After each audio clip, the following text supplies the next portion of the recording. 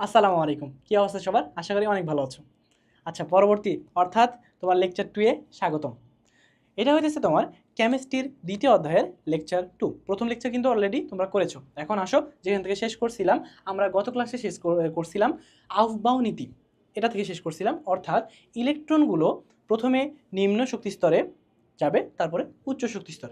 যেই শক্তি স্তরের শক্তি কম সেখানে প্রথমে যাবে, তারপরে যেগুলো শক্তি বেশি সেখানে পরে প্রবেশ করবে। এটা ছিল আউফবাউ নীতি। ঠিক আছে, কি দ্বারা নির্ণয় করছিলাম? এস আর এন প্লাস এল।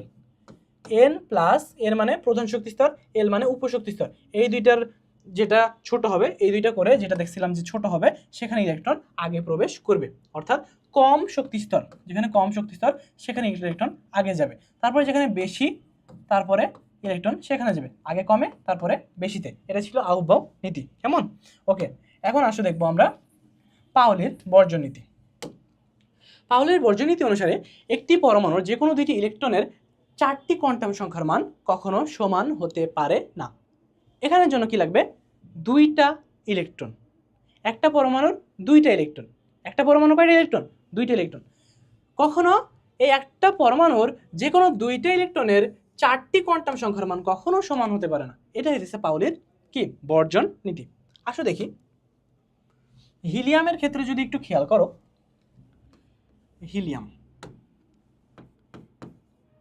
এখানে এটা একটা নিষ্ক্রিয় গ্যাস, ইলেকট্রন সংখ্যা 2, পারমাণবিক সংখ্যা 4, অর্থাৎ নিউটন সংখ্যা 4 - 2 = 2। ওকে, আচ্ছা, এটা ইলেকট্রন বিন্যাস 1s2। এখানে n = 1, n = 1। আচ্ছা, n = 1 হলে l = n - 1, এটা হইতেছে সূত্র। তার মানে n এর মান পাইছি 1, 1 - 1 = 0। এল এর মান 0 হলে এস শক্তি স্তর উপশক্তি স্তর হয়। তাই এই যে হিলিয়ামের যে ইলেকট্রন সেটা এস উপশক্তি স্তরে প্রবেশ করেছে। কেমন? ওকে, এখন এখানে দেখলাম এস উপশক্তি স্তরে প্রবেশ করছে। যখন ইলেকট্রনটা প্রবেশ করবে এস উপশক্তি স্তরে কিন্তু একটাই ঘর। এখানে ইলেকট্রন প্রথমে উপর স্পিনে প্রবেশ করে, তারপরে বিপরীত স্পিন বা অপোজিট স্পিনে প্রবেশ করে। এটা নিয়ম। ঠিক আছে, তাহলে এখন দেখো, এটার যদি আমরা 4টা কোয়ান্টাম সংখ্যার নির্ণয় করার চেষ্টা করি, তাহলে n = 1। সবগুলোর ক্ষেত্রে n = 1, এটার ক্ষেত্রেও n = 1, এটার ক্ষেত্রে n = 1। দুইটা পরমাণুর ক্ষেত্রে, এই পরমাণুর 2টা ইলেকট্রনের ক্ষেত্রে n = 1। কথা ঠিক। l = দুইটার ক্ষেত্রে কি দেখলাম? 0। 0 মানে এস উপশক্তি স্তর, 0 মানে এস উপশক্তি স্তর। কেমন? এস উপশক্তি স্তর। আচ্ছা, তার মানে এটা যাওয়ার পরে আমরা এখন দেখলাম এম। এম মানে কি? এম মানে হইতেছে 0। এম মানে 0 কেন? কারণ এল হইতেছে, এম এর মান হইতেছে -l থেকে +l। এখন এল এর মান তো 0, তার মানে -0 + 0, কথা কি? শুধু 0। ঠিক আছে, অর্থাৎ এটা গেল। এখন এস এর ক্ষেত্রে একটা হবে +½ একটা হবে -½ কেন? কারণ এটা দেখো, একটা গেল উপরের স্পিনে +½ একটা গেল নিচের স্পিনে -½ এত কাছাকাছি গিয়েও কি এক হয়েছে? এটা সমান, এটা সমান, এটা সমান, এটা কি সমান না? একটা পরমাণুর ক্ষেত্রে এটা একটা পরমাণু একটা ইলেকট্রনের ক্ষেত্রে এমন +½ একটা ইলেকট্রনের ক্ষেত্রে -½ অর্থাৎ কখনোই এটা গেল সবচেয়ে কাছাকাছি এসেও সমান হতে পারে না। তাহলে যেগুলো আরও পরমাণু আছে সেগুলো কীভাবে সমান হবে? সেগুলো কখনো দেখবা যে প্রধান যে শক্তি স্তর সেখানেই কি হয়েছে, তোমার ভিন্নতা দেখা গেছে। অনেক সময় দেখবা যে এল এ, এম এ, এস এ ভিন্নতা থাকবেই। এটাই হইতেছে পাউলির বর্জন নীতি। কি? যে একটি পরমাণুতে 2টি ইলেকট্রনের 4টি কোয়ান্টাম সংখ্যার মান কখনো সমান হতে পারে না। বুঝছো? ওকে, তাহলে যদি প্রশ্নে এমন আসে যে একটি পরমাণুতে 2টি ইলেকট্রনের 4টি কোয়ান্টাম সংখ্যার মান কখনো সমান হতে পারে না, এই নীতিটি কার? এই নীতিটি কার? তখন বললাম পাউলির। বুঝছো? ওকে, তারপরে আসো হুন্ডের নীতি। এখন হুন্ডে বিজ্ঞানী এটা কি বলে যে এই নীতি অনুসারে সমশক্তি একাধিক অরবিটাল যেমন পিডিএফ থাকলে ইলেকট্রনগুলো প্রথমে প্রতিটি অরবিটালে একটি করে প্রবেশ করে এবং তাদের ঘূর্ণন একই দিকে থাকে। জিনিসগুলো কি? হুন্ড যে বিজ্ঞানী তিনি বলতে চান পরমাণুতে ইলেকট্রনগুলো এমনভাবে প্রবেশ করবে যেন সর্বোচ্চ সংখ্যক বিজোড়ভাবে প্রবেশ করে, সর্বোচ্চ সংখ্যক বিজোড়ভাবে প্রবেশ করে। আসো একটা উদাহরণ দিই। মনে করো নাইট্রোজেন। নাইট্রোজেন ইলেকট্রন সংখ্যা হইতেছে 7 এবং প্রোটন সংখ্যাও 7, অর্থাৎ পারমাণবিক সংখ্যা 7। এখন 1s2, 2s2, 2s2 2p3, ঠিক আছে। 1s2 2s2 2p, আবার করতেছি একটু দাঁড়াও, 1s2 2s2 2p3, 3 4 5 6 7, এটাই হইতেছে আমাদের নাইট্রোজেনের ইলেকট্রন বিন্যাস। কিন্তু এই 2pর ক্ষেত্রে দেখো 2pতে ইলেকট্রন অবস্থান করার জন্য 3টা ঘর থাকে, 3টা ঘরে অর্থাৎ পি উপশক্তি স্তর, এটাই হচ্ছে আমাদের পি উপশক্তি স্তর। এটা কি পি উপশক্তি স্তর, ওকে। এই যে পি উপশক্তি স্তর আছে, এখানে ইলেকট্রনগুলো 3টা আছে না, ইলেকট্রনগুলো এমনভাবে প্রবেশ করে যেন সর্বোচ্চ সংখ্যক বিজোড়ভাবে থাকতে পারে। কেমনভাবে দেখো, সবগুলোই এভাবে প্রবেশ করতেছে, সবগুলোই একটা একটা করে আপমুখী স্পিনে প্রবেশ করলো। কেন এরা কি এভাবে প্রবেশ করতে পারতো না? এখানে 2টা আর এখানে একটা আর এখানে ফাঁকা, এখানে ফাঁকা, এভাবে কি প্রবেশ করতে পারতো না? কারণ এভাবে প্রবেশ করতে পারতো না, এটাই হইতেছে হুন্ডা নীতি। তাহলে প্রবেশ করে কিভাবে? এভাবে প্রবেশ করে যে এখানে একটা, সবগুলোতে একটা, অর্থাৎ যতটা সংখ্যক বিজোড় রাখা যায়, যতটা সংখ্যক বিজোড় করে রাখা যায়, এভাবে ইলেকট্রনগুলো এখানে প্রবেশ করে। এভাবে রাখলে কি হয়? স্থিতিশীলতা বাড়ে। নাইট্রোজেনের ক্ষেত্রে দেখো, নাইট্রোজেন এবং অক্সিজেনের ক্ষেত্রে দেখবা যে তোমার নাইট্রোজেন এর আশেপাশে যে মৌলগুলো আছে, নাইট্রোজেন এবং অক্সিজেনের ক্ষেত্রে যদি দেখো, তাহলে এর আয়নীকরণ শক্তি বেশি, আয়নীকরণ শক্তি বেশি। কারণ এখান থেকে তোমার করতে থামো, সুন্দর করে বুঝে। Nitrogen 7 1s2 2s2 2p3, oxygen 1s2 2s2 2p4, ঠিক আছে। এখন দেখো, আমরা পর্যায় সারণী যত ডানে যাব, ইলেকট্রন বা আয়নীকরণ শক্তি তত কি হওয়ার কথা? বাড়ার কথা, তাই না? অর্থাৎ নাইট্রোজেনের থেকে অক্সিজেনের ইলেকট্রন শক্তি বাড়ার কথা, তাই তো? এটাই তো হওয়ার কথা যত ডানে যাব। কারণ নাইট্রোজেনের আরও ডানে আছে কি অক্সিজেন, আরও ডানে আছে ফ্লোরিন, আরও ডানে আছে নিয়ন, এভাবে না? তো যত ডানে যাব তত বাড়ার কথা না? কিন্তু এখানে উল্টা হয়। কারণ কি, এখানে কি হয়? নাইট্রোজেনের আয়নীকরণ শক্তি বেশি হয়। কেন বেশি হয়? কারণ দেখো, এখানে পি এর ক্ষেত্রে লক্ষ্য করো, পি যে অরবিটাল আছে সেখানে ইলেকট্রনগুলো প্রবেশ করে একটা একটা করে, এভাবে এভাবে এভাবে। অর্থাৎ শেষ যে উপশক্তি স্তর আছে সেটা অধপূর্ণ থাকে। অধপূর্ণ মানে কি? পি উপশক্তি স্তরে ইলেকট্রন থাকতে পারে 6টা, আছে 3টা, থাকতে পারে 6টা, আছে 3টা, এখানে আছে থাকতে পারে 6টা, আছে 4টা। এটা কি অধপূর্ণ? না। যখন অধপূর্ণ আকারে থাকবে তখন বেশি স্থিতিশীল। যখন বেশি স্থিতিশীল, ওকে নাড়ানোর জন্য বা ওকে হটানোর জন্য বেশি শক্তি প্রদান করতে হবে, বুঝছো? ওকে নাড়ানোর জন্য বা ওকে হটানোর জন্য যখন বেশি শক্তি প্রদান করতে হবে, তখন আয়নীকরণ শক্তি বেশি হয়ে যাবে। এটাই তো আয়নীকরণ শক্তি, ঠিক আছে না? এর জন্য নাইট্রোজেন আয়নীকরণ শক্তি বেশি হয়ে যাচ্ছে। এটা রাইট, এটা ভুল, বুঝছো? ওকে,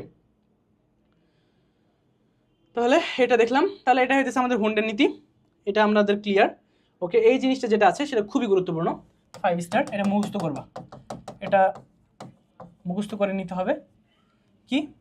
যে পটাশিয়াম বিভিন্ন আয়ন তোমার খালি চোখে দেখতে কেমন আর কোবাল্ট ব্লু গ্লাসে দেখতে কেমন, এটা হইতেছে ধাতাবায়ন বা ক্যাটায়নের জন্য শিক্ষা পরীক্ষা। শিক্ষা পরীক্ষা, বুঝছো? এই শিক্ষা পরীক্ষা এই জিনিসগুলো তোমার পরীক্ষায় আসে, যে পটাশিয়াম কোন বর্ণ দেয়, ঠিক আছে? সোডিয়াম সোনালী হলুদ দেয়, ঠিক আছে? এই যে দেখো, সোডিয়াম সোনালী হলুদ, পটাশিয়াম ক্যালসিয়াম ইটের মতো লাল বর্ণ দেয়। এই জিনিসগুলো ডেন্টালে আসে, মেডিকেলে আসে, নার্সিংয়ে আসে, সব জায়গায় আসে, বুঝছো? নীলাভ সবুজ, সব জায়গায় যদি অ্যাডমিশন দেয় কোনো না কোনো জায়গায় দেখা হবে। তাহলে পটাশিয়াম কি দেয়? হালকা বেগুনি, খালি চোখে যদি দেখি হালকা বেগুনি, পটাশিয়াম হালকা বেগুনি। আর যদি কোবাল্ট ব্লু গ্লাস দিয়ে দেখি তাহলে গোলাপি লাল, গোলাপি লাল। কপার দিবে নীলাভ সবুজ। আর এটা বিশেষ বর্ণ দেয় না, কোবাল্ট ব্লু গ্লাসে সোডিয়ামও বিশেষ কোনো বর্ণ দেয় না। ক্যালসিয়াম দেয় হালকা সবুজ শিখা, কোবাল্ট ব্লু গ্লাসে।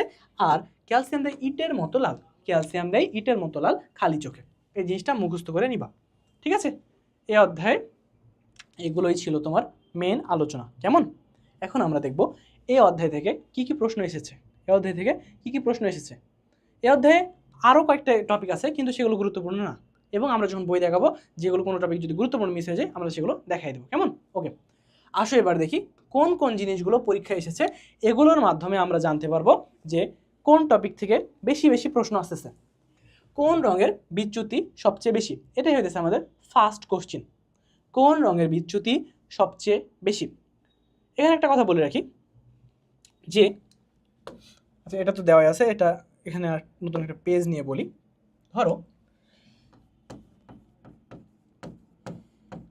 বিচ্যুতি, বিচ্যুতি তারই বেশি হবে, বিচ্যুতি তোমার সমানুপাতিক ব্যস্তানুপাতিক তরঙ্গ দৈর্ঘ্য,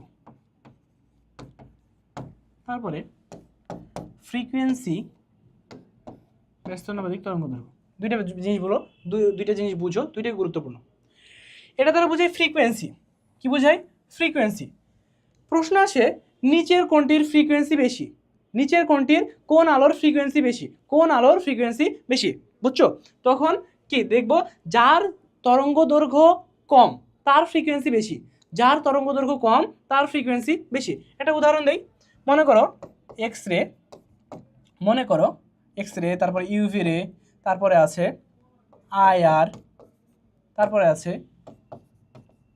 রেডিও। ঠিক আছে, এই যে চারটা রে আছে, এই চারটা রে এর মধ্যে বলো তো কোনটার ফ্রিকোয়েন্সি বেশি, কোনটার ফ্রিকোয়েন্সি বেশি? অবশ্যই এক্স রে, কারণ এক্স রে তরঙ্গ দৈর্ঘ্য সবচেয়ে কম, এক্স রে তরঙ্গ দৈর্ঘ্য সবচেয়ে কম। এই যে যে চারটা আছে, তারপরে আছে ইউভি, তারপরে আয়ার, তারপরে রেডিও। ঠিক আছে, তাহলে এটার যে তোমার তরঙ্গ দৈর্ঘ্য সবচেয়ে কম, এজন্য এটার ফ্রিকোয়েন্সি সবচেয়ে বেশি, বুঝছো? এখন বিচ্যুতির ক্ষেত্রে দেখো, যার তরঙ্গ দৈর্ঘ্য সবচেয়ে কম তার বিচ্যুতি সবচেয়ে বেশি, যার তরঙ্গ দৈর্ঘ্য সবচেয়ে কম তার বিচ্যুতি সবচেয়ে বেশি। আবার বলতেছি, যার তরঙ্গ দৈর্ঘ্য সবচেয়ে কম তার বিচ্যুতি সবচেয়ে বেশি। এটা ব্যস্তানুপাতিক সম্পর্ক, তুমি বাড়লে আমি কমি, আমি কমলে তুমি বাড়ো, এই হইতেছে সম্পর্ক। জিনিসটা যদি সমানুপাতিক হইতো, এটা কিন্তু সমানুপাতিক সম্পর্ক না।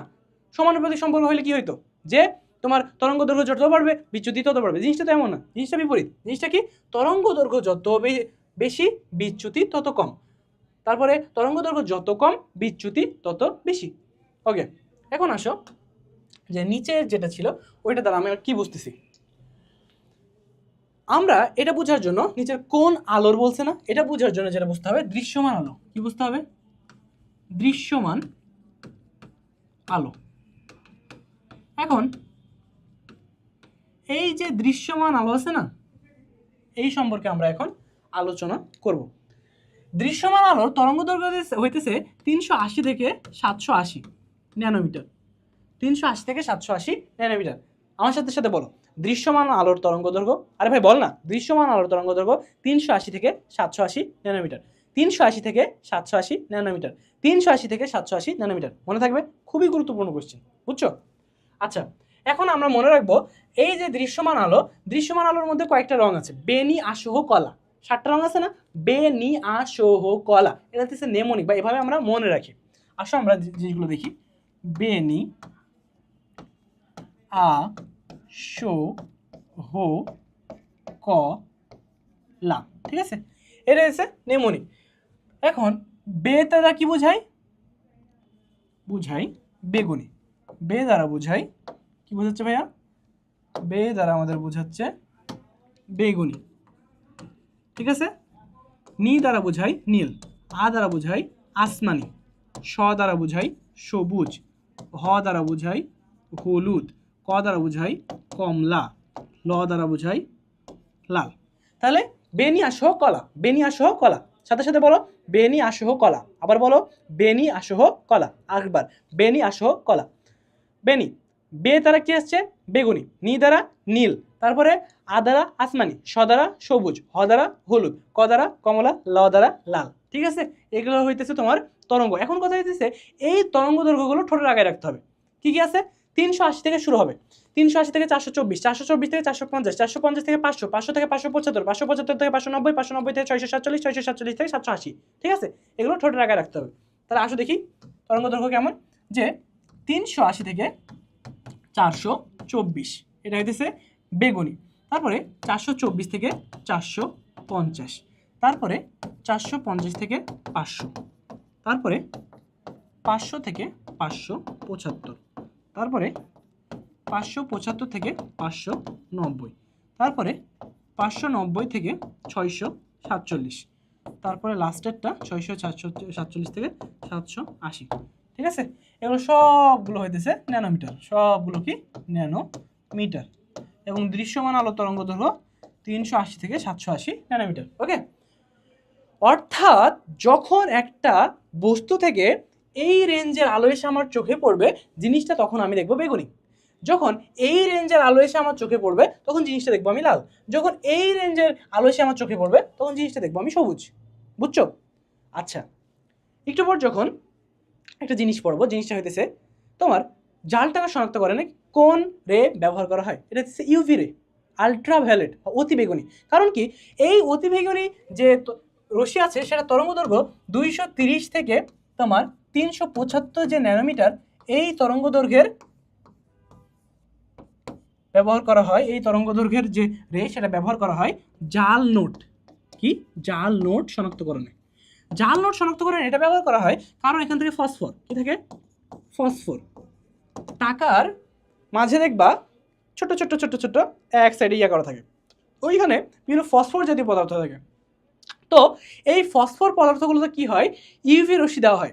যখন ইউভি রশ্মি ফসফর পদার্থে পড়ে তখন ওই ফসফর পদার্থগুলো আবার ফসফর পদার্থের সাথে ইউভি রশ্মি বিক্রিয়া করে একটা দৃশ্যমান আলোর তরঙ্গ দৈর্ঘ্য বিকিরণ করে দেয়। যখন এই তরঙ্গ দৈর্ঘ্য দৃশ্যমান আলোর তরঙ্গ দৈর্ঘ্য বিকিরণ করে দিচ্ছে তখন আমাদের বিভিন্ন বর্ণ ফুটে ওঠে। এর উপর ডিপেন্ড করে আমরা এটা বুঝতে পারি যে এই টাকাটা জাল নাকি আসল। যদি আমরা দেখতে পাই রে, তাহলে বুঝবো এটা জাল টাকা না আসল টাকা। আর যদি রে দেখতে না পাই তাহলে বুঝবো এটা জাল টাকা। এমন কথা হইতেছে, তো জাল টাকা যারা তৈরি করে তারা কেন ভাই হইতেছে যে এই ফসফর পদার্থ দেয় না? তাহলে ভাই শোন, যদি 1000 টাকা তৈরি করতে আমার 1020 টাকা লাগে, তাহলে ওই টাকা তৈরি করে লাভ আছে? তাহলে তো নকল টাকার বিজনেস করে আমার লস। আমার করতে হবে কি, যে 1000 টাকা তৈরি করবো আমি 100 টাকায়, তাইলে কেন আমার লাভ। 1000 টাকা তৈরি করবো 500 টাকায়, তাইলে লাভ। 1000 টাকা তৈরি করবো 700 টাকায়, তাইলে আমার 300 টাকা লাভ প্রতি 1000 টাকায়। কিন্তু যদি এটা করতে বেশি খরচ পড়ে যায় তাহলে কি হইলো? আর এটা করা এত সহজ না। ফসফর জাতীয় পদার্থগুলো সুন্দরভাবে টাকার মধ্যে বিন্যস্ত করা, এটা করা এত সহজ না, আর এটা অনেক ব্যয়সাধ্য। তো সেজন্য এগুলো করা হয় না। তো এই যে ফসফর, এটার মাধ্যমে আমরা জাল টাকা, জাল পাসপোর্ট এগুলো শনাক্ত করে থাকি। বুঝছো? ওকে, তাহলে দেখলাম বেনি, আসো, গলা, এটার মধ্যে 380 থেকে 424 ন্যানোমিটার, অর্থাৎ বেগুনি, এটার তরঙ্গ দৈর্ঘ্য সবচেয়ে কম। এটার তরঙ্গ দৈর্ঘ্য সবচেয়ে কম, এর জন্য এটার তোমার বিচ্যুতি সবচেয়ে বেশি। এটার যে বিচ্যুতি সেটা সবচেয়ে বেশি। বুঝছো? এটার যে কোন রঙের বিচ্যুতি সবচেয়ে বেশি? বেগুনি। ঠিক আছে? আচ্ছা, তাহলে কোন রঙের বিচ্যুতি সবচেয়ে কম? লাল। কোন রঙের বিচ্যুতি সবচেয়ে কম? এটা হইতেছে লাল সবচেয়ে কম, বিচ্যুতি সবচেয়ে কম। কেমন? ওকে, আচ্ছা, এখন যদি ধরো বেগুনি না দিয়ে এখানে দিত নীল, এবং কোশ্চেন যদি একই থাকতো, বলো তো অ্যান্সার কি হইতো? অ্যান্সার হইতো নীল। কারণ কি, বেগুনি নাই কিন্তু নীল তো আছে। অর্থাৎ দেখবো যে চারটার মধ্যে কোনটার সবচেয়ে ছোট, চারটার মধ্যে কোনটা তরঙ্গ দৈর্ঘ্য সবচেয়ে ছোট, সেটা হইতেছে আমাদের অ্যান্সার। বিচ্যুতি যদি সর্বোচ্চ হয়, বিচ্যুতি যদি সবচেয়ে বেশি জায়গায় এটা বলে। বুঝছো? ওকে, আবার এখানে যদি এমন বলে যে নিচের কোনটির মধ্যে বিচ্যুতি সবচেয়ে কম, এখানে লাল না থেকে থাকলো কমলা, তাহলে হবে কমলা। বুঝছো? এমন। কোন পদ্ধতিতে ধানের তুষ থেকে ভোজ্য তেল নিষ্কাশন করা হয়? এটা হইতেছে দ্রাবক নিষ্কাশন। দ্রাবক নিষ্কাশন একটা পদ্ধতি যার সাহায্যে তোমার ভোজ্য তেল থেকে কি করা হয়, ধানের তুষ থেকে ভোজ্য তেল নিষ্কাশন করা হয়। এমআরআই যন্ত্রের সাহায্যে রোগ নির্ণয়ে কোন মৌলের ভূমিকা প্রধান? এটা হবে হাইড্রোজেন। এটা কি হবে? হাইড্রোজেন। এখন বলি, আসলে দেখার চেষ্টা করি যে কিভাবে এই জিনিসটা তোমার করা হইতেছে। ওকে, এমআরআই যন্ত্রের সাহায্যে যে রোগ নির্ণয় করবো, এটা কিভাবে করা হইতেছে? আমাদের শরীরে 70% পানি, 70% পানি, অর্থাৎ প্রচুর পরিমাণে হাইড্রোজেন। এই হাইড্রোজেনগুলো আমাদের শরীরে হাড়ে একরকম, পেশিতে একরকম, তারপরে এদের শরীরে বিভিন্ন জায়গায় বিভিন্ন পরিমাণে আছে। কারণ হাড়ে যে পরিমাণ পানি থাকবে, মাসেলে কি ওই পরিমাণ পানি থাকবে না। তো এগুলো কি করে, এই যে এমআরআই আছে সেগুলো একটা চৌম্বক ক্ষেত্র তৈরি করে, যার মাধ্যমে এই তো যে ইয়াটা আছে, হাইড্রোজেন পরমাণুগুলো আছে, সেগুলো একটা সিরিয়াল ওয়াইজ বিন্যস্ত হয়ে যায়। তারপরে একটা আবার কি করে, শক্তি প্রদান করে এমআরআই যে যন্ত্র আছে সেটা।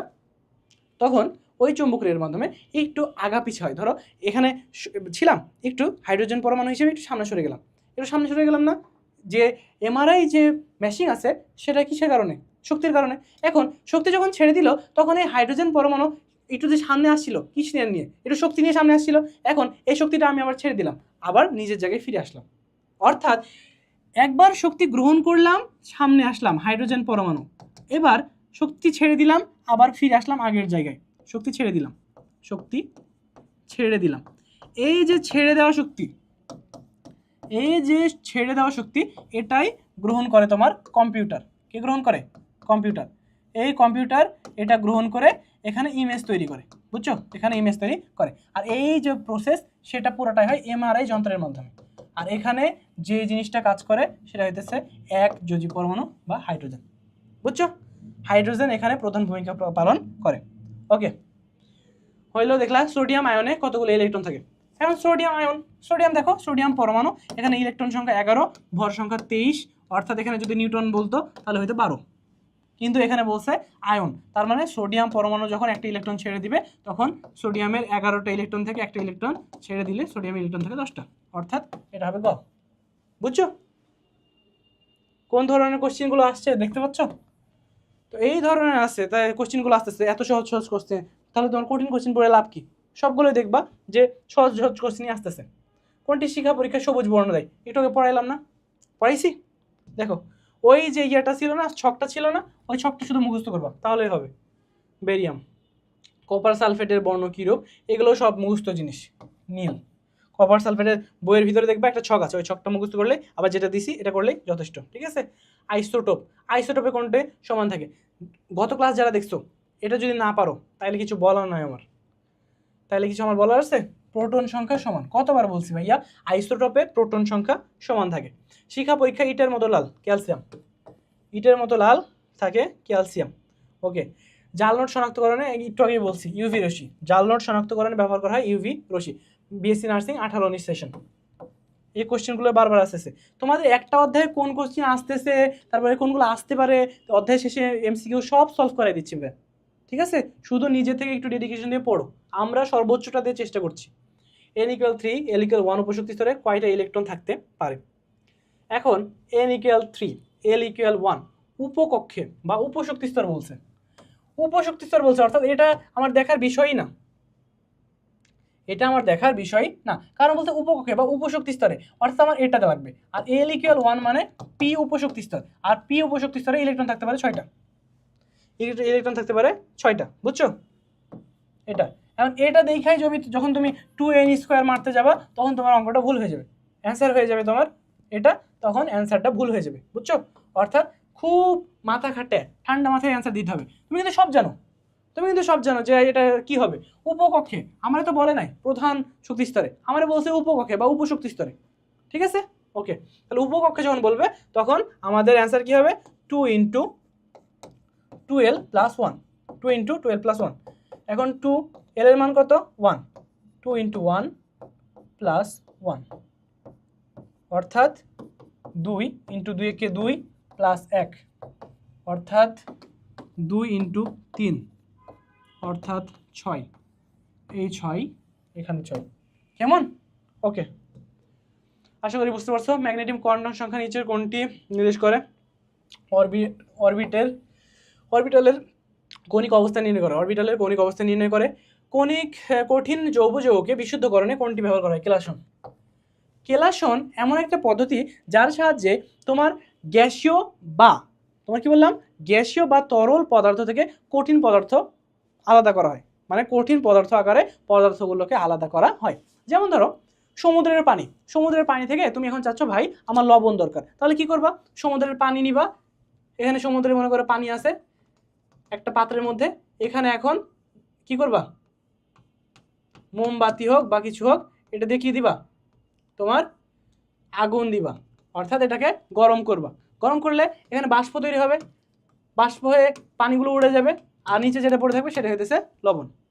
আচ্ছা, আবার দেখো যে মনে করো এখানে চিনির সিরাপ বানাইছো, এখানে চিনির সিরাপ, চিনির শরবত, এখন এটাকে ফ্রিজে ঢুকাও, এটাকে ফ্রিজে ঢুকাও, ফ্রিজে যখন ঢুকাইবা তখন দেখবা এখানে ফ্রিজের ভিতর যখন কিছুক্ষণ রাখবা তখন দেখবা যে এই পাত্রটাতে যেখানে তুমি কি রাখছিলা চিনির সিরাপ, সেটা চিনি দানা দানা হয়ে গেছে, অর্থাৎ তাপমাত্রা যখন কমে যাচ্ছে চিনিগুলো নিচে নিচে চলে আসতেছে, অর্থাৎ কেলাস হইতেছে, চিনির কেলাস হইতেছে। লবণের যখন তাপ দিচ্ছি লবণ পানিতে তখন পানিগুলো উড়ে যাচ্ছে এবং যে লবণ আছে নিচে কেলাস আকারে জমা থাকতেছে, সোডিয়াম ক্লোরাইড বুঝতে পারছো? সোডিয়াম ক্লোরাইড যদি এটা নাও, খাবার লবণ নাও, তাহলে এভাবে নিচে পড়ে থাকতেছে, অর্থাৎ কেলাস হইতেছে। এটাই তোমার কেলাসন। এক কথায় তোমার তরল এবং গ্যাসীয় পদার্থ থেকে কঠিন পদার্থ আলাদাকরণের যে প্রক্রিয়া, সেটা হচ্ছে কেলাসন। এবং এই প্রক্রিয়ায় জৈব যৌগকে বিশুদ্ধ করা হয়, জৈব যৌগকে এই প্রক্রিয়ায় বিশুদ্ধ করা হয়। ওকে, আচ্ছা। কপার, সালফেট এগুলো বিভিন্ন বলছে, মুখস্থ জিনিস, নীল, সাদা, বাদামি। তারপরে নীল লিটমাসকে ক্ষারের সংমিশ্রণে কোন বর্ণ হয়? নীল লিটমাসকে ক্ষারের সংস্পর্শে দিলে কি বর্ণ হয়? এখন দেখো, এখানে দুইটা জিনিস আছে। লিটমাস পেপার কি? এটা হইতেছে নির্দেশক। লিটমাস পেপার হইতেছে তোমার নির্দেশক, ঠিক আছে? কি নির্দেশ করবে? যে এই পদার্থটা কি অম্ল নাকি ক্ষার নাকি নিরপেক্ষ, ঠিক আছে? নাকি নিরপেক্ষ, কেমন? ওকে, এখন এই তিনটা জিনিস তোমার কি করবে? নির্দেশ করবে। এখন লাল লিটমাস তখনই হবে, লাল লিটমাস হয় অম্লতে, লাল লিটমাস হয় অম্লতে, বুঝছো? লাল লিটমাস হয় অম্লতে।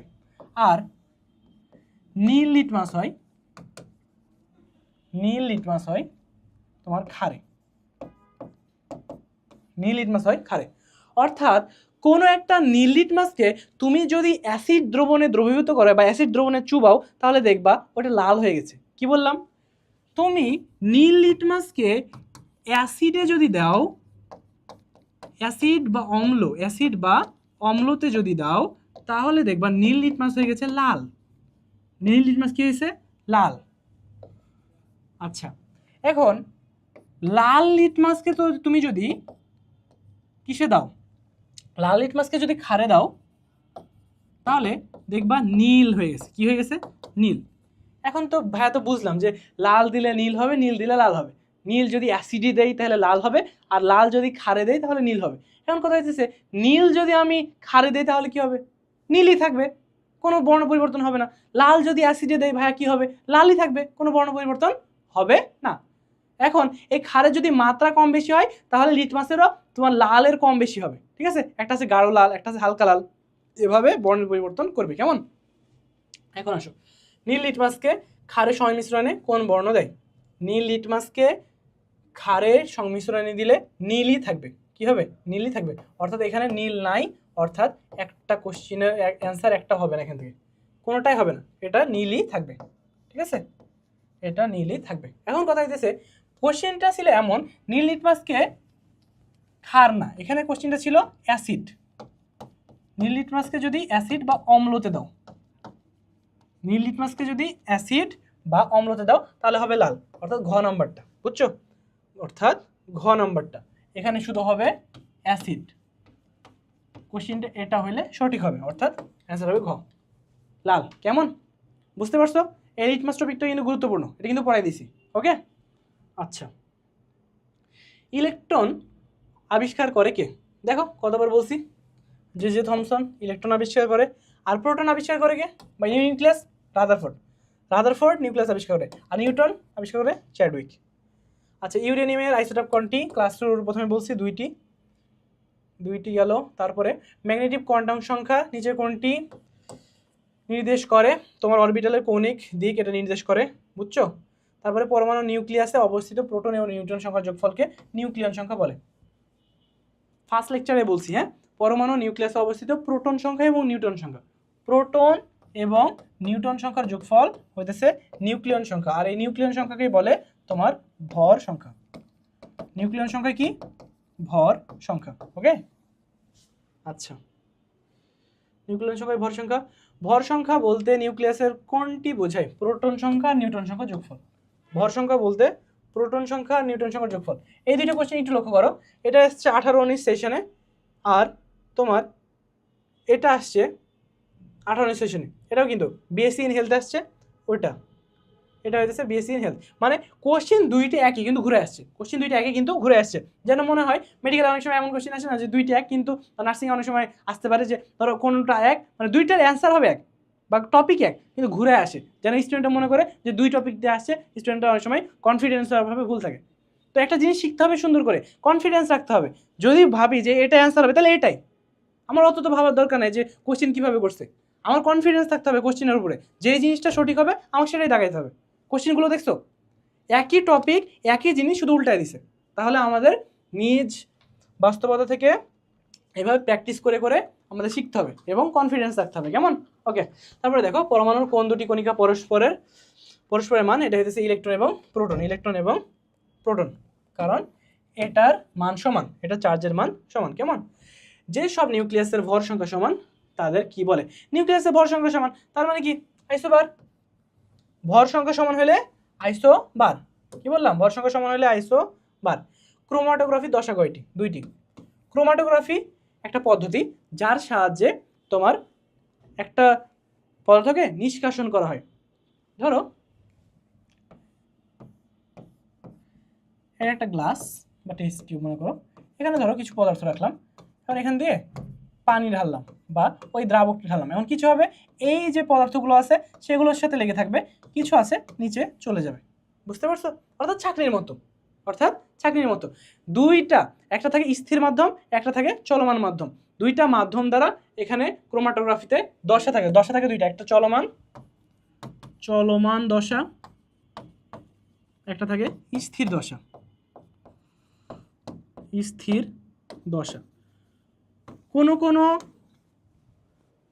কোনো দ্রব্য আছে যেগুলো চলমান দশার সাথে চলে যায়, আবার দ্রাবকে কোনো কিছু দ্রব্য আছে যেগুলো স্থির দশার সাথে থেকে যায়, অর্থাৎ জিনিসগুলো আলাদা হয়ে যায়। এই যে আলাদা করার যে পদ্ধতি সেটা হচ্ছে আমাদের ক্রোমাটোগ্রাফি। দশা কয়টি? দুইটি। এতটুকুই এখান থেকে লাগবে। ওকে, আমাদের এখান থেকেই এতটুকুই লাগবে। ক্রোমাটোগ্রাফি দশা হইতেছে দুইটি। এটার মাধ্যমেই আমাদের যে ছিল কি ছিল, তোমার যেই কোশ্চিনগুলো নার্সিং অ্যাডমিশন টেস্টে এসেছিল সেগুলো শেষ হলো। যেই কোশ্চিনগুলো নার্সিং অ্যাডমিশন টেস্টে এসেছিল সেই কোশ্চিনগুলো সলভ করা শেষ হলো, কেমন?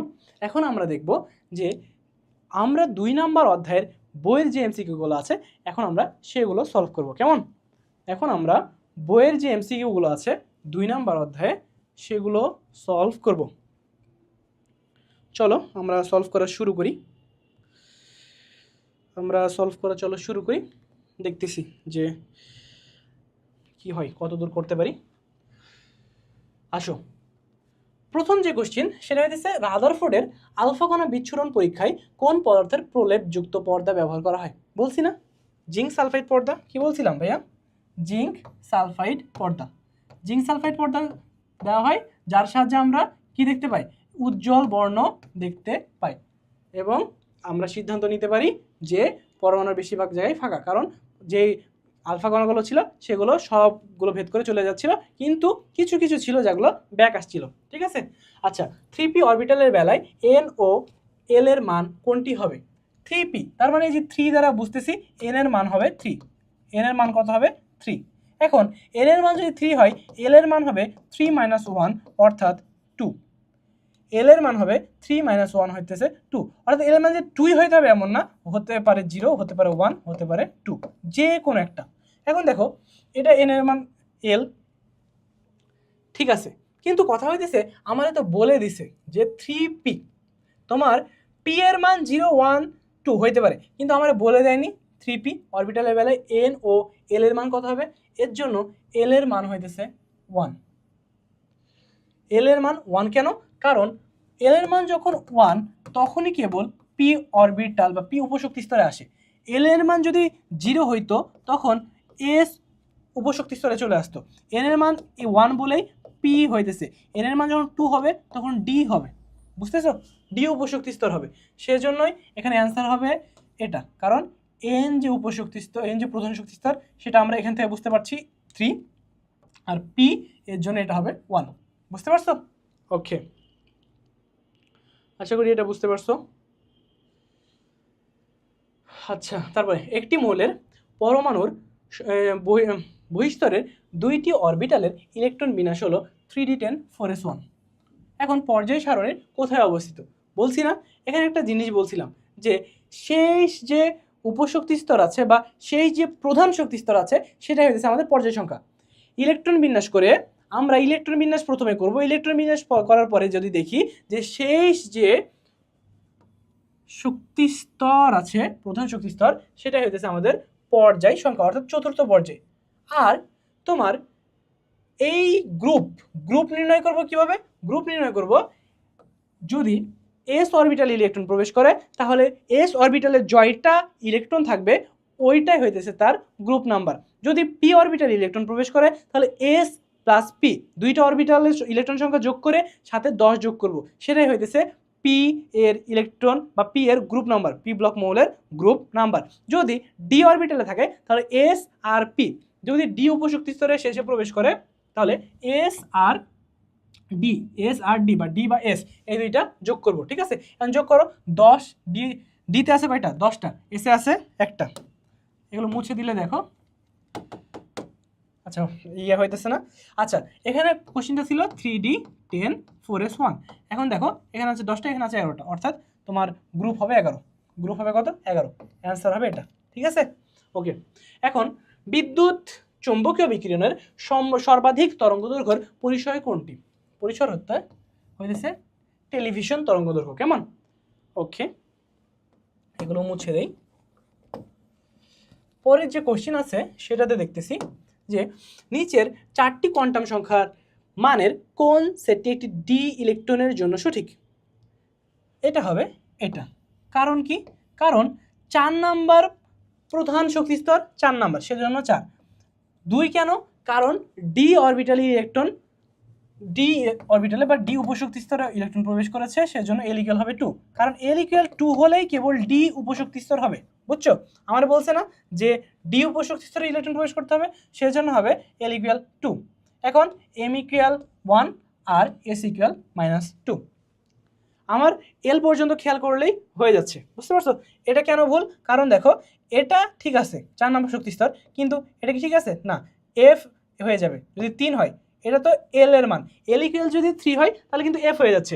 এল ইকুয়াল যদি 2 হয় ঠিক আছে, কিন্তু পরেরটা দেখো এই কি 0 হইতে পারে কখনো? এটা হবে প্লাস আপ, লাস্টেরটা হইতেছে এস, স্পিন বুঝায়, হয় প্লাস আপ নাহলে মাইনাস আপ, হয় প্লাস আপ না হলে মাইনাস আপ। এটা তো কখনো 0 হইতে পারে না, বুঝছো? ওকে, এই জাতীয় কারণে এগুলো হইতেছে না। আর এটা কেন হইলো না? কারণ এটাও এফ চলে যাচ্ছে। এটা 3 ইকুয়াল, এটা বোঝায় এল এর মান, এল এর মান 3 মানে এটা বোঝায় এফ উপশক্তি স্তর, এফ উপশক্তি স্তর। এটা কি এফ উপশক্তি স্তর বলছে? এটা তো ডি বলছে, এটা তো ডি অরবিটাল বা ডি উপশক্তি স্তর বলছে। ওকে, আচ্ছা নিচের 4টি কোয়ান্টাম সংখ্যার মানের জন্য কোনটি অবাস্তব? এটা কারণ কি? এটা হইতেছে 3, তাহলে এটা হইতেছে n-1 2, ঠিক আছে, কিন্তু এটা কি -3 হইতে পারে? এটার তো মান হবে, এম এর মান হবে প্লাস এল থেকে মাইনাস এল পর্যন্ত, প্লাস এল থেকে plus L two minus L বা minus L two plus L. তাহলে ওটা যদি 2 হয় তাহলে এটা হবে -2 -1 0 1 2। এই 5টা, এই 5টার বাইরে আর কিচ্ছু হইতে পারবে না এই মানটা। তাহলে এই মানটা -3 কই থেকে আসলো? এর জন্য এটা অবাস্তব, এর জন্য এটা অবাস্তব। বুঝতে পারছো? এতটুকু বুঝতে পারছো? আমাদের আরও আছে কোশ্চেন যেগুলো আমরা এখন সলভ করব। তোমরা কি জিনিসগুলো বুঝতে পারছো কিনা একটু জানাও। জিনিসগুলো ঠিকমতো বুঝতে পারছো কিনা একটু দেখো। ওকে বাচ্চারা, তারপরে কোশ্চেন আসো। তারপরে কোশ্চেন কি আছে? পরের কোশ্চেন আছে যে একটা তোমার কি দেওয়া আছে, পরমাণু দেওয়া আছে, পরমাণু দিয়ে বলছে আইসোটপের নিউট্রন সংখ্যা কত? এন মানে বোঝায় নাইট্রোজেন, নাইট্রোজেনের এই তো আইসোটপ, এখানে নিউট্রন সংখ্যা কত? এখানে প্রোটন সংখ্যা কত দেখতেছি? 7। এখানে আমরা দেখতেছি প্রোটন সংখ্যা হইতেছে আমাদের 7, এবং যে ভর সংখ্যা সেটা আছে কত? 15। ভর সংখ্যা ইকুয়াল আছে কত? 15। এখন আমরা কি জানি? ভর সংখ্যা ইকুয়াল প্রোটন প্লাস নিউটন। এখন তার মানে নিউট্রন সংখ্যা ইকুয়াল ভর মাইনাস প্রোটন, ভর মাইনাস প্রোটন। তার মানে ভর আছে 15 এবং প্রোটন আছে 7, তার মানে আমাদের নিউটন হইতেছে 8। এটা হইতেছে আমাদের নিউটন। ওকে, নিউটন হইতেছে 8। আচ্ছা, মস্তিষ্কের টিউমার শনাক্তকরণে সর্বাধিক ব্যবহৃত হয় কোনটি? MRI, magnetic resonance imaging. MRI বা ম্যাগনেটিক রেজোনেন্স ইমেজিং এই পরীক্ষার মাধ্যমে আমরা সাধারণত মস্তিষ্কে যদি টিউমার হয় তাহলে সেটা শনাক্ত করতে পারি। আচ্ছা, জাল নোট শনাক্তকরণে ইউভি রশ্মি, এই যে কোশ্চিনটা, এটা কিন্তু নার্সিং অ্যাডমিশন টেস্টে আসছিল, এবং এই কোশ্চিনটা তোমার থেকে আসছে। কোথা থেকে? এই কোশ্চিনটা তোমার আসছে অনুশীলনের শেষে যে প্রশ্নগুলো আছে সেখান থেকে। কেমন? তোমরা কি বুঝতে পারতেছো? ওকে, তারপরে বোর পরমাণুতে একটি ইলেকট্রনের চতুর্থ শক্তি স্তর একটি পূর্ণ আবর্তন করতে কতটি পূর্ণ তরঙ্গ দিবে, পূর্ণ তরঙ্গ দৈর্ঘ্য সৃষ্টি করবে? এটা হচ্ছে 4টি। কেমন? আচ্ছা, সোডিয়ামের শিখা 590, সোডিয়াম 590 এবং দেখতে সোনালী হলুদ, দেখতে কি সোনালী হলুদ, কেমন সোনালী হলুদ, সোনালী হলুদ। ওকে, তারপরে রিডবার্গ ধ্রুবকের মান কত? এইটা মানটা মনে রাখবা 1.0967 into 10 to the power 7 per metre, 1.0967 into 10 to the power 7 per metre. Okay, আচ্ছা, নিচের কোন সমীকরণটি সত্য নয়? এটা সমীকরণটি সত্য নয়, বাকিগুলো এগুলো সত্য, ঠিক আছে, এগুলো সবগুলো সত্য। ওকে, তারপরে ইয়াতে আসি, প্লাঙ্কের ধ্রুবকের মান কোনটি? এটা অনেকবার বলছি, 6.626 into 10 to the power minus 34, but joule second, not joule per second, second per joule কিছু না, joule second, just joule second. Okay okay, Bohr ব্যাসার্ধ কত? 5.292 into 10 to the power minus 11 metre. নিচের কোনটি কম্পোজিট কণিকা? ডিউটেরন। নিচের কোনটি composite কণিকা? ডিউটেরন। ডিউটেরন কি? কম্পোজিট কণিকা। নিচের কোন জোড়া আইসোবার? যার ভর সমান তারাই আইসোবার, যার ভর সমান তারাই আইসোবার, যার নিউট্রন সংখ্যা সমান তারাই আইসোটোন। এখানে দেখো ভর সমান 14 14, ঠিক আছে, অর্থাৎ 14 14 আর ইকুয়াল, সো এটা কি ভর সংখ্যা, আর এটা কি আইসোটোন নিউট্রন সংখ্যা। এখান থেকে দেখো 14 থেকে 7 বাদ দিলে 6 বাদ দিলে 7, এবং তোমার 14 থেকে 6 বাদ দিলে 8, এবং 16 থেকে 8 বাদ দিলে 8, এটা হইতেছে ইকুয়াল, সেজন্য এগুলো আইসোটোন। ওকে, নিচের কোনটি ডি ব্রগলির সমীকরণ নামে পরিচিত? Lambda equal h/mv। H equal হইতেছে কি তোমার ওই ধ্রুবক, প্লাঙ্কের ধ্রুবক। আচ্ছা, কোনটি কৌণিক ভরবেগের সমীকরণ কোনটি? mvr equal nh divided by 2 pi, mvr equal nh divided by 2 pi, mvr equal nh divided by 2 pi, এটা হচ্ছে কৌণিক ভরবেগের সমীকরণ। কোন নীতির ভিত্তিতে মূলত অরবিটাল সমূহের ইলেকট্রন বিন্যাস হয়? আউফবাউ নীতি। আউফবাউ নীতির ভিত্তিতে ইলেকট্রন সমূহে কি হয়? আউফবাউ নীতির ভিত্তিতে মূলত অরবিটাল সমূহে ইলেকট্রন বিন্যস্ত হয়। মৌলের যে কোনো উপশক্তি স্তরে ইলেকট্রন ধারণ ক্ষমতা নির্ণয়ে সূত্র কোনটি? 2 into 12 plus 1, 2 into 12 plus 1, 2 into 12 plus 1। কারণ এই সূত্রের দ্বারা আমরা বুঝতে পারি যে কোন অরবিটালে কতটি ইলেকট্রন থাকতে পারে। প্রথম যদি শক্তি স্তরের ক্ষেত্রে হিসাব করো, তাহলে 2 ইন্টু 3 ইকুয়াল 6, 6টা, অর্থাৎ পিতে ইলেকট্রন থাকতে পারে 6টা, এভাবে ডিতে 10টা, এফে 14টা, এসে 2টা, কেমন এভাবে ইলেকট্রন থাকতে পারে। বুঝতে পারছো? দেখো বুঝতে পারছো কিনা ভাইয়া, একটু বলো যে বুঝতে পারছো কিনা। ওকে, তাহলে তোমরা এতটুকু বুঝতে পারছো, মৌলের যে কোনো উপশক্তি স্তরে ইলেকট্রন ধারণ ক্ষমতা নির্ণয় সূত্র কি? 2 ইন্টু 12 প্লাস 1। এখানে হইতেছে উল্লেখ্য যে এল হইতেছে উপশক্তি স্তর। ওকে, আচ্ছা, মৌলের যে কোনো উপশক্তি স্তরে ইলেকট্রন ধারণ ক্ষমতা, এটা একই আগের কোশ্চেন। ওকে, কোন অঞ্চলে হাইড্রোজেন পরমাণুর ব্র্যাকেট সিরিজের উদ্ভব ঘটে? আয়ার। ব্র্যাকেট সিরিজের উদ্ভব আয়ার অঞ্চলে হয়, ঠিক আছে, ব্র্যাকেট সিরিজের উদ্ভব ঘটে আয়ার অঞ্চলে। আচ্ছা, DXY এটা হইতেছে 4টি লোব থাকে, এবং n2 n equal 2, l equal 1 হলে, m equal 1 হলে 2py। ওকে, নিচের কোন অরবিটালে সর্বনিম্ন হবে শক্তি স্তরে শক্তি সর্বনিম্ন? 3s এ। কারণ কি? এগুলো দেখো 3D হিসাব করো, 3 প্লাস 2 ইকুয়াল কত? 5, 4 প্লাস 0 4, আচ্ছা 4 প্লাস 1 ইকুয়াল 4, 3 প্লাস 0 ইকুয়াল 3। তার মানে সর্বনিম্ন যেটার শক্তি সেটা হইতেছে আমাদের 3s। 1 angstrom 10 to the power minus 8 centimetre. Balmer অঞ্চলে এটা লাগবে না, এটা লাগবে না, নার্সিং পরীক্ষায় জীবনেও আসবে না, ঠিক আছে। ওকে, তারপরে দেখো তৃতীয় শক্তি স্তরে তোমার এমভিআর কত? এমভিআর হবে NH divided by 2 pi. N কত? এন হইতেছে 3, এর জন্য এখানে লিখলাম 3H ডিভাইডেড বাই 2 পাই, এটাই, কেমন। ওকে, কোন মতবাদে পরমাণুকে সৌরজগতের সাথে তুলনা করা হয়েছে? রাদারফোর্ড। কারণ রাদারফোর্ড পরমাণুকে কি করেন? রাদারফোর্ড বলেন পরমাণুর মাঝে রয়েছে নিউক্লিয়াস, নিউক্লিয়াসের মধ্যে রয়েছে প্রোটন এবং নিউট্রন, এবং ইলেকট্রনগুলো তাকে কেন্দ্র করে ঘুরতেছে। কাকে কেন্দ্র করে? নিউক্লিয়াসকে কেন্দ্র করে ঘুরতেছে। এই যে জিনিস, এটা জীবনে আসবে না। কোন আলোক রশ্মির ফ্রিকোয়েন্সি সবচেয়ে বেশি? এক্স রশ্মি। এই ভিডিওতেই বলছি, তোমার এই ভিডিওতেই বলছি যে ফ্রিকোয়েন্সি হচ্ছে frequency equal 1 divided by lambda, frequency equal 1 divided by lambda, ঠিক আছে। এর জন্য frequency 1 divided by lambda. Okay, আচ্ছা, এর জন্য তোমার তরঙ্গ দৈর্ঘ্য যত বেশি হবে ফ্রিকোয়েন্সি তত কম হবে, তরঙ্গ দৈর্ঘ্য যত কম হবে ফ্রিকোয়েন্সি তত বেশি হবে। সবগুলোর মধ্যে X ray, UV, IR, radio ওয়েভসের মধ্যে তোমার এক্স রের রশ্মির যে তরঙ্গ দৈর্ঘ্য, এক্স রের যে তরঙ্গ দৈর্ঘ্য সেটা সবচেয়ে কম, এর জন্য ফ্রিকোয়েন্সি সবচেয়ে বেশি। ওকে, আচ্ছা, অসীম দূরত্ব হতে ইলেকট্রন তৃতীয় সেলে আসলে প্যাসচেন, কারণ লাইমেন বামার তারপর আছে প্যাসচেন, কেমন ব্র্যাকেট ফুন্ড হামফ্রিস, ঠিক আছে।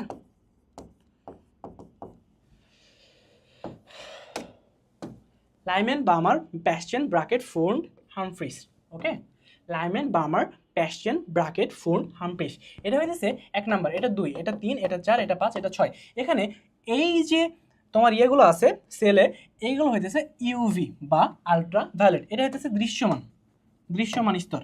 আর বাকি যতগুলো আছে সবগুলো হইতেছে তোমার সবগুলো হইতেছে আইভি না, এটা হইতেছে আলট্রা ভায়োলেট, এটা হইতেছে দৃশ্যমান, এটা হচ্ছে অতিবেগুনি, আলট্রাভায়োলেট বা অতিবেগুনি বলে। আর এটা হচ্ছে ইনফ্রারেড রে, আইআর, ইনফ্রারেড রে, ঠিক আছে। এগুলো হইতেছে ইনফ্রারেড রে।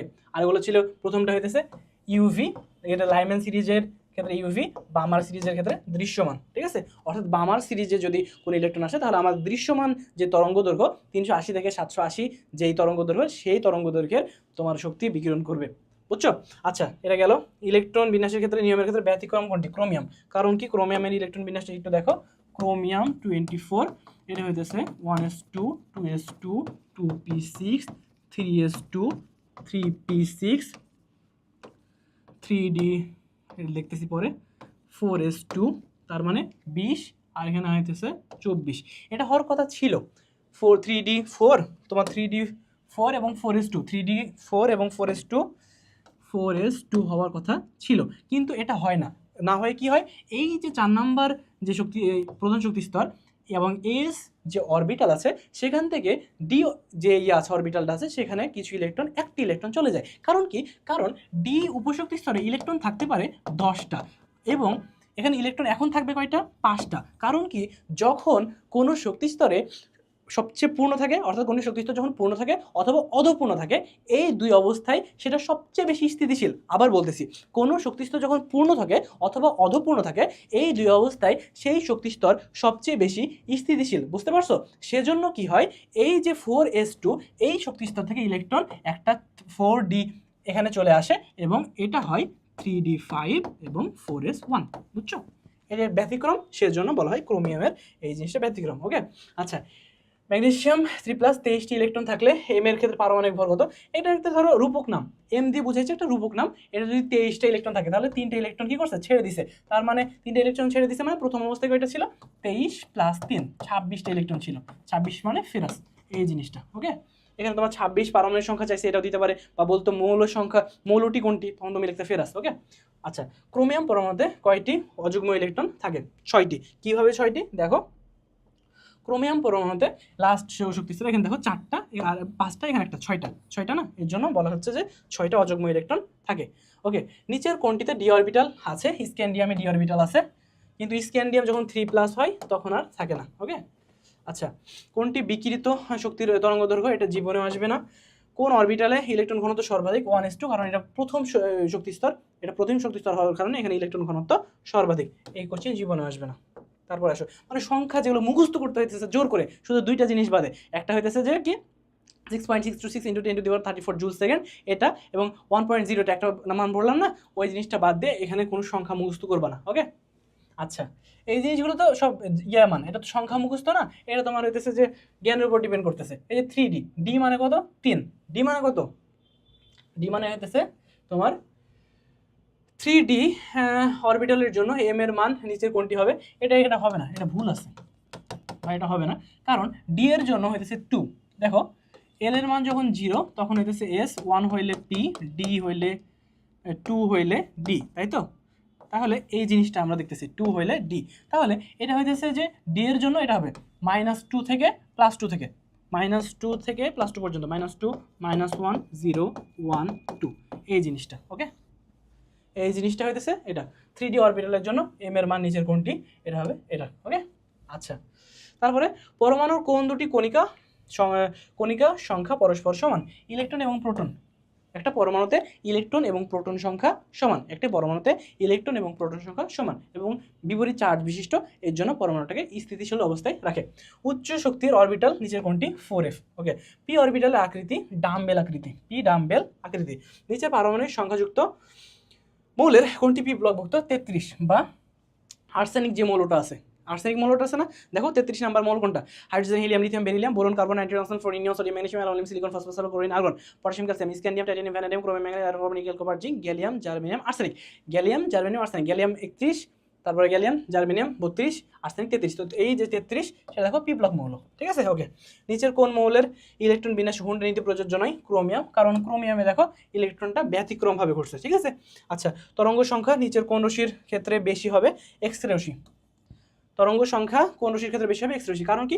তরঙ্গ সংখ্যা ইকুয়াল 1/λ। মানে তোমার তরঙ্গ দৈর্ঘ্য যদি কমে তাহলে তরঙ্গ সংখ্যা বাড়বে, আবার তরঙ্গ দৈর্ঘ্য যদি বাড়ে তাহলে তরঙ্গ সংখ্যা কমবে, ঠিক আছে। মানে ব্যস্তানুপাতিক সম্পর্ক, ব্যস্তানুপাতিক সম্পর্ক। ওকে, আর এগুলোর মধ্যে সবগুলোর মধ্যে এক্স রে রশ্মির তরঙ্গ দৈর্ঘ্য সবচেয়ে কম। আচ্ছা, নিচের কোন মৌলের ইলেকট্রন বিন্যাস সাধারণ নিয়মের ব্যতিক্রম? 47 পারমাণবিক সংখ্যা বিশিষ্ট মৌল তোমার হইতেছে যে সিলভার। আইসোটোনের ক্ষেত্রে নিউট্রন সংখ্যা সমান।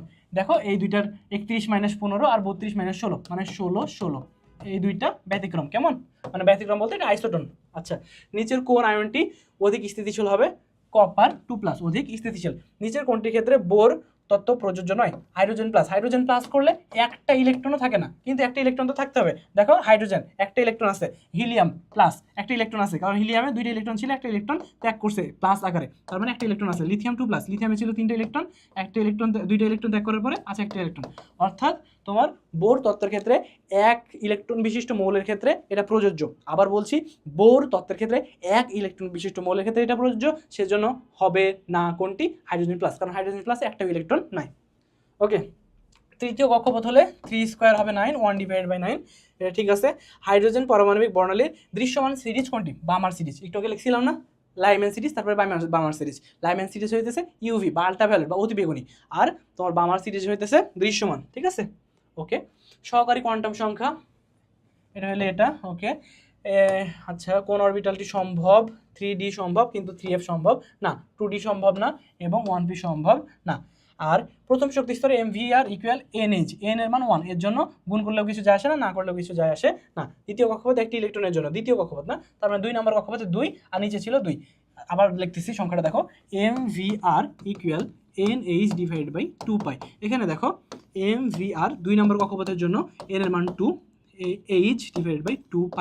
এখন A2 কেটে গেল, ইকুয়াল আসলো MVR ইকুয়াল H/π। পাইছো? H/π, এই জিনিসটাই। আচ্ছা, নিচে কোনটি ক্ষেত্রে বোরের মডেল প্রযোজ্য? হিলিয়াম প্লাস, কারণ এখানে একটা ইলেকট্রন থাকে, হিলিয়ামের দুইটা ইলেকট্রন ছিল, একটা ইলেকট্রন ছেড়ে দেওয়ার পর একটা ইলেকট্রন থাকে। আচ্ছা, পরমাণুর তৃতীয় শক্তি স্তরে মোট অরবিটাল সংখ্যা কয়টা? 9টা। আচ্ছা, তারপরে এটা তো গুরুত্বপূর্ণ না, তারপরে এটা গুরুত্বপূর্ণ খুব একটা না, এটা তো পড়াইছি, 2 × 12+1। আচ্ছা, উপশক্তি স্তরে ইলেকট্রন ধারণ ক্ষমতা 2 × 12+1, এটা কিন্তু অনেকবার বলছি, এটা কিন্তু খুবই গুরুত্বপূর্ণ, এটা মনে রাখবা। 6টি ইলেকট্রন থাকতে পারে পি উপশক্তি স্তরে, আর 2টি ইলেকট্রন থাকতে পারে এস অরবিটালে, এবং যদি 10টা ইলেকট্রন থাকে তারপরে বুঝবো যে এটা এস মানে ডি উপশক্তি স্তর, এবং যদি 14টা ইলেকট্রন থাকে তাহলে এটা এফ উপশক্তি স্তর, ঠিক আছে। নিচের কোনটি ইলেকট্রন বিন্যাস অ্যালুমিনিয়াম 3 আয়নের মতো? মানে কি? মানে 10টা ইলেকট্রন, অ্যালুমিনিয়াম 3, দেখো অ্যালুমিনিয়াম 3+, তার মানে এখানে 10টা ইলেকট্রন, কারণ কি অ্যালুমিনিয়ামে ছিল হইতেছে 13টা ইলেকট্রন, যখন 3টা ইলেকট্রন ছেড়ে দিল হইলো 10টা ইলেকট্রন। তো ফ্লোরিন দেখো এখানে 9টা ইলেকট্রন ছিল, তো ফ্লোরিন যখন মাইনাস হইলো তখন 9টা ইলেকট্রন আর একটা ইলেকট্রন গ্রহণ করলো, ইকুয়াল হইতেছে 10টা ইলেকট্রন। অর্থাৎ এর যে তোমার হইতেছে যে ইলেকট্রন বিন্যাস আর এটার ইলেকট্রন বিন্যাস, এটা হইতেছে দুইটা সেম। কেমন? ওকে, তারপরে দেখো কপার, এটা 29 নাম্বার, কোন অরবিটালে প্রবেশ করবে? 3D-তে প্রবেশ করবে। এটা করে দেখবা এটা চলতেছে, এভাবে হইতেছে। আহ্বান নীতি অনুসারে নিচের কোন ক্রমটি সত্যি? এই ক্রমটা সত্যি হইতেছে। এই কোশ্চেনটা জীবনে আসবে না, পড়ার দরকার নাই। জাল টাকা শনাক্তকরণ, ইউভি রশ্মি আগেই বলছি। কেমন? জাল টাকা শনাক্তকরণ, ইউভি রশ্মি বা ইউভি রশ্মি আল্ট্রাভায়োলেট রশ্মি একই জিনিস। ইউভি রশ্মি, আবার বলতেছি ইউভি আল্ট্রাভায়োলেট একই জিনিস, ঠিক আছে। অর্থাৎ ইউভি রশ্মি বলো আর আল্ট্রাভায়োলেট বলো, জিনিস কিন্তু একই। ওকে, এনএমআর সক্রিয় কোনটা? এটা হইতেছে হাইড্রোজেন পরমাণু। আচ্ছা এমআরআই কি? এমআরআই হইতেছে ম্যাগনেটিক রেজোনেন্স ইমেজিং বা চৌম্বকীয় অনুরণন প্রতিচ্ছবি, চৌম্বকীয় অনুরণন প্রতিচ্ছবিকরণ, ঠিক আছে, magnetic resonance imaging, magnetic resonance imaging. Okay, শিক্ষা পরীক্ষায় নীল সবুজ বর্ণ দেখায় কপার, তারপরে ইটের মতো ক্যালসিয়াম দেখায়, সব মুখস্থ জিনিস এখান থেকে কোশ্চেনগুলো আসে। শিক্ষা পরীক্ষায় সোনালী হলুদ সোডিয়াম, দেখছো এই 3টা কোশ্চেনই আসছে, 3টা কোশ্চেনই তোমার হইতেছে নার্সিং আসছে, দেখছো দেখা এলাম না একটু আগে কোশ্চেন যখন অ্যানালাইসিস করতেছিলাম।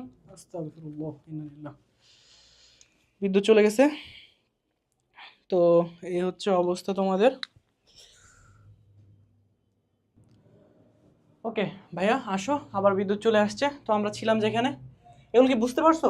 তাহলে এই যে সেগমেন্টগুলো আছে, যেমন তোমার হইতেছে কোন আয়ন কি রং দিচ্ছে, যেমন কপার কি রং দিচ্ছে তোমার নীলাভ সবুজ, হ্যাঁ এগুলো সব মুখস্থ জিনিস, কেমন এগুলো, যেমন সোডিয়াম সোনালী হলুদ, পটাশিয়াম বেগুনি বর্ণ দিচ্ছে।